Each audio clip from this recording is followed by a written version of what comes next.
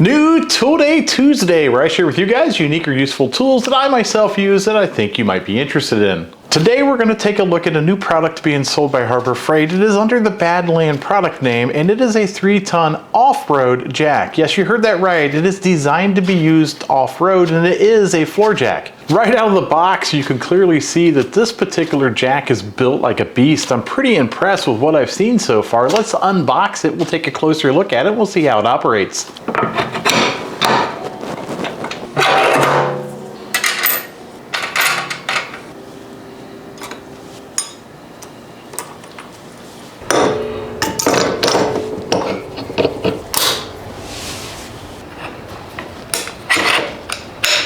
Assembly was really quick, as you could see. We really just needed to put the wheels on, and we needed to mount the bracket for the riser holder into the top of the jack. That's kind of a nice feature, that way you don't lose this particular riser. The general overall construction of this jack is aluminum, but that does not make this jack light. In fact, this jack weighs about 70 pounds, and that's because it really is built like a tank. The outside walls of the jack and the inside beam almost measure a ½ inch thick. There is a little lever on the back here that allows the handle to lock in place. This will help you transport this jack a little bit easier. There's also a heavy-duty carrying strap that makes carrying this jack a little bit easier. It is also well balanced, so when you lift it, the jack doesn't want to tip over on you. And there are these handles on the side of the jack that also give you a little extra grip for when you need to move this jack around. The height to the base plate of the jack when it is fully down is just a little bit over 6 inches. And with the extension attached in its all the way lowered position, it starts at 11.5 inches. You can extend that saddle even more, and your starting extended height on that is going to be just a little bit over 13.75 of an inch high. 11 full pumps of the handle brings the jack to its fullest height, and at its fullest height without the extension on it, I'm measuring 21 inches. Its fullest height with the extension is about 28.5 inches. The extension does bolt on via Allen key,